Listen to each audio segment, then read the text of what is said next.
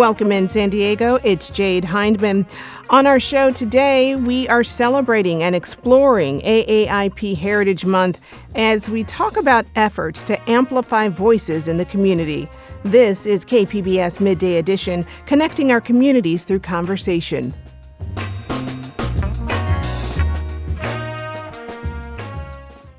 Pacific Arts Movement, also known as Pac Arts, is one organization celebrating AAPI stories and voices in San Diego this month, and really year-round.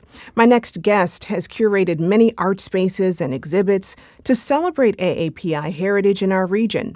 Carmela Prudencio is the Director of Marketing and Communications at Pac Arts. Carmela, welcome to the show. Thanks for having me, Jade. I'm excited to be here. So glad to have you. So before we dive in, can you tell us about what you do at Pac Arts and your main mission as an organization? Yeah. So as Director of Marketing Communications, I really see my role as a storytelling role for the organization. So our mission really is to amplify Asian and Asian American stories through media arts, specifically film. And so I have the pleasure of being able to share those films and those stories from our community with all of San Diego. Great. Well, like you said, Pac Arts plays a big role in spotlighting AAPI stories in our region and from around the world. So what's some of the work you've done this month to really celebrate and amplify that? Yeah, so our SADAF Spring Showcase ended on May 1st, and so we utilized that time to kick off AAPI Heritage Month. We'd been working with MTS in collaboration to design their new Pronto card for the month. It's a commemorative card for AAPI Heritage Month. And we were able to work with local artist Koi Sun for the project. So that was really exciting.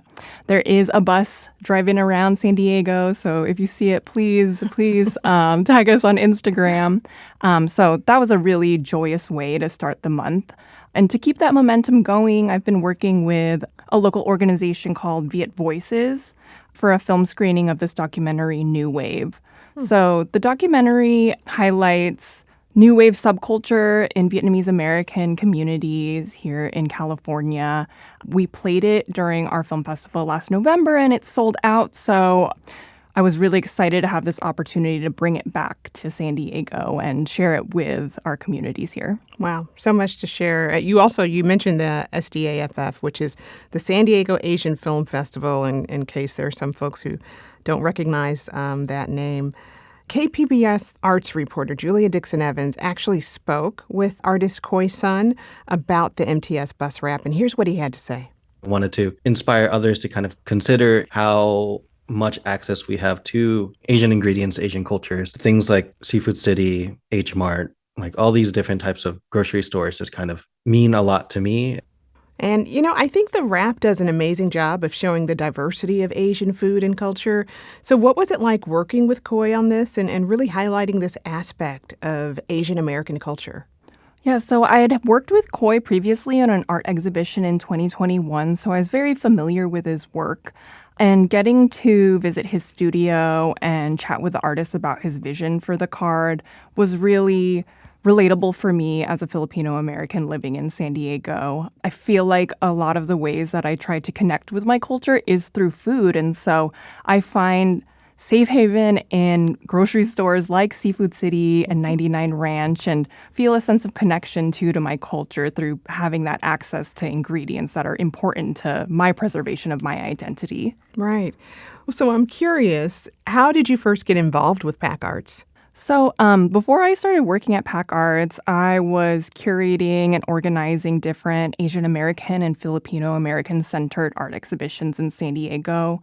I'd been doing different projects since 2017. And so in 2019, I curated a show for Filipino American Artist Showcase. And so a few of the folks from Pac Arts kind of heard about me through this exhibition and kind of saw like my goals with uplifting art and the voices from our community. And so I was invited to be a part of a career fair they had for creative communities called Creative Playgrounds.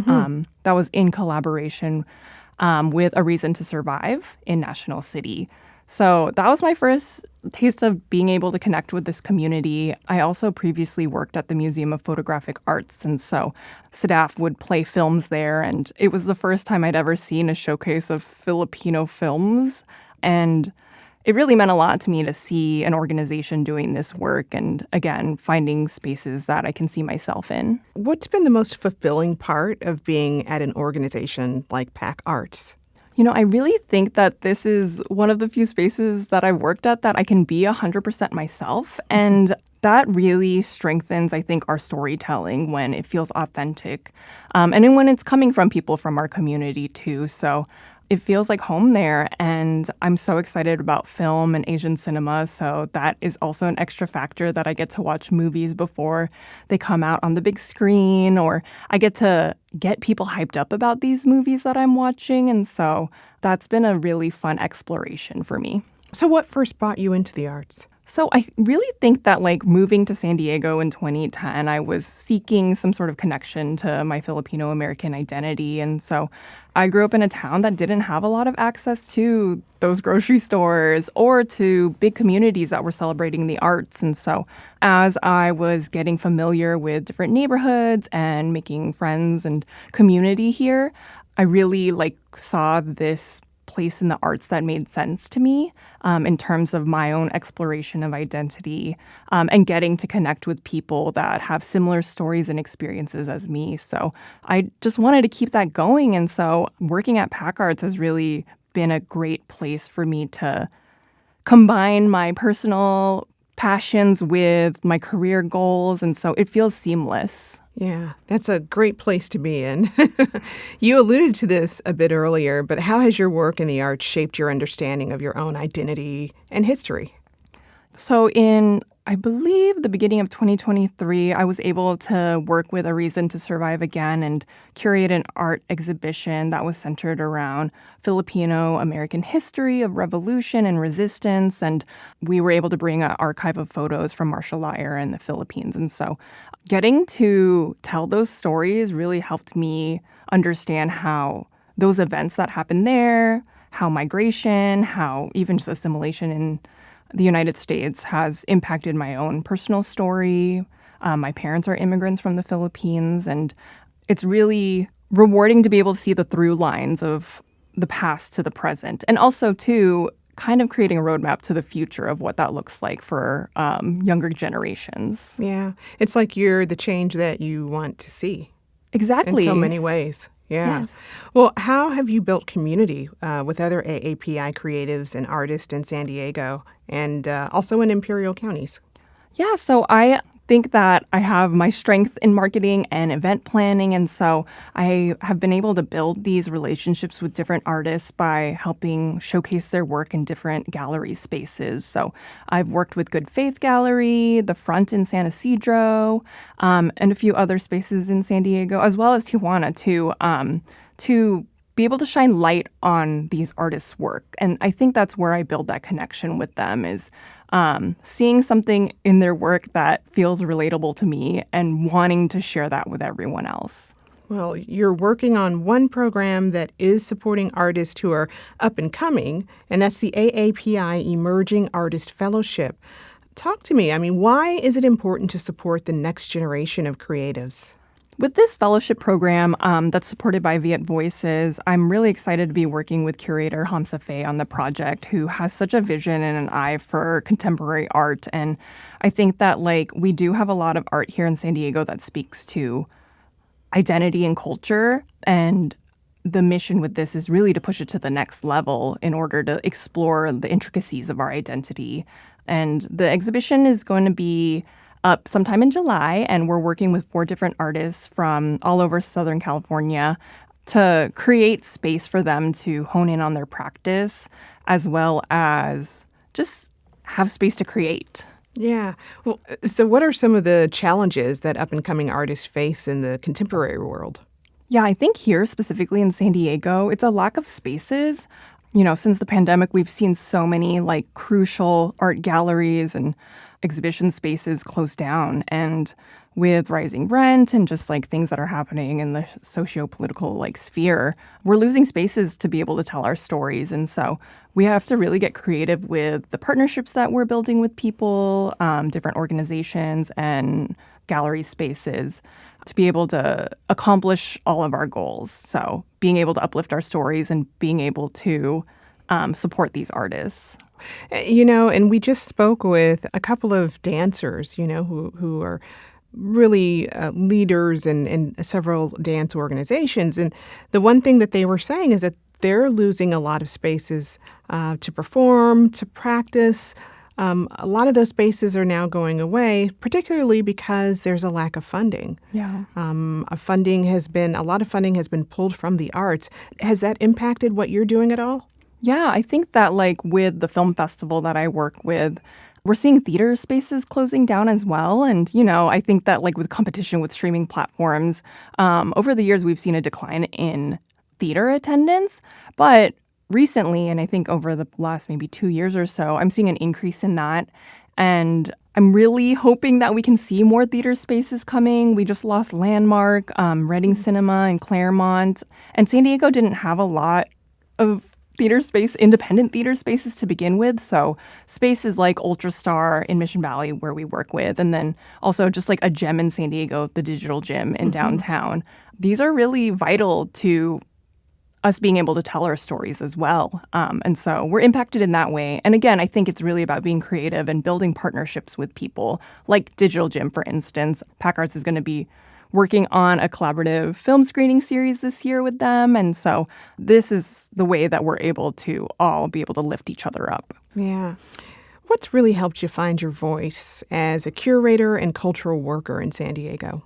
I'm a people person, so I think that like getting to know people in my community and getting to have conversations with folks that might have similar experiences as me, or even just I don't know how to relate to them at all, is like very interesting. I'm really driven by creating spaces for belonging. And I think that because when I moved to San Diego, I fell in love with the culture here, the community, and also, again, as a Filipino American, the access to my culture. And so I think that's really precious and I want to protect it. And so my exploration through curating, event organizing, and meeting new people is all a part of this value that I put onto San Diego and this place that we're in, as well as the communities that reside here. Mm-hmm. And what does it mean to welcome somebody new to the community? That's the person that you once were coming to San Diego. What's that like? I think that I approach new conversations with people and new people with curiosity. I'm really bad with names, but for some reason I feel like I could remember someone's hopes and dreams or something. Yes. After a conversation I have with someone, I'm like, I forgot your name, but I know what you want to do. Yes. And so getting to know people in that realm is really fun. I get really inspired by getting to meet new people who maybe have just moved to San Diego or are looking to be more involved in the arts, and kind of just seeing what their personal goals are and relating back to how that is our collective goal as well. Yeah. Well, so as AAPI Heritage Month comes to a close, how are you thinking about the future and amplifying the stories and voices from the community that need to be told? I've had this sense of re-inspiration this year to continue doing curatorial projects as well as sharing film in different spaces. And so I've just been cooking in my head, what can I do to continue to offer the traits and skills that I have to our community members who are looking to maybe screen a short film that they've made or who want to share their art with San Diego. So I'm excited about that. There's also just this rise in really cool different markets and food pop-ups that's happening in San Diego that I feel is really relevant to AAPI communities. And so my friend has a coffee pop-up called One of One Community, and she recently had an exhibition for her short film at the Midday. But she does these coffee pop-ups in Normal Heights, and all of the coffee drinks have a story to tell about her own personal experiences. Her name's Kristen Clevenger. Look her up. But yeah, so I'm seeing all of this happen, and so I'm really inspired by the different storytelling happening through food as well. Yeah, that's great. I've been speaking with Carmela Prudencio, the Director of Marketing and Communications at Pac Arts.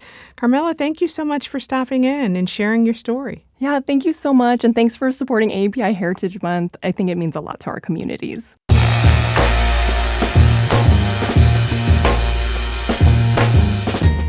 That's our show for today. I'm your host, Jade Hindman. Thanks for tuning in to Midday Edition.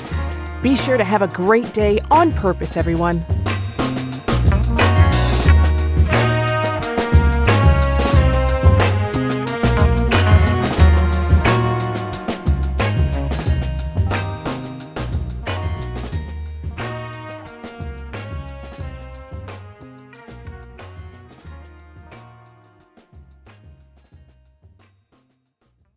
KPBS On Demand is supported by Fleet Science Center's newest exhibit, Survival of the Slowest. See firsthand how nature's smallest, slowest, and weakest creatures can not only survive, but thrive in the wild. Open May 24th through September 1st. Learn more at fleetscience.org.